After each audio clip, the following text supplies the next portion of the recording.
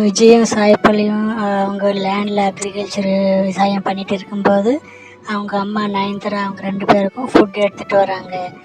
அவங்க எல்லோரும் உட்காந்து ஒரு இடத்துல நல்லா வாழை இலை போட்டு சாப்பிட்டு முடிச்சதுக்கப்புறம் அவங்க கூட சமந்தா வந்து ஜாயின் பண்ணிக்கிறாங்க வேலை செய்கிறதுக்கு. அவங்க வேலை செஞ்சு முடிச்சுன்னு இருக்கும்போது தமன்னா வந்து சேரீ விற்கிறாங்க அவங்களுக்கு. அங்கே எந்த சேரீ பிடிச்சுன்னு சொல்லிட்டு வாங்கும்போது காஜல் அவரால் வந்து தண்ணி பாட்டில் விற்கிறாங்க. எல்லாருக்கும் ஃப்ரீயாக கொடுக்குறாங்க.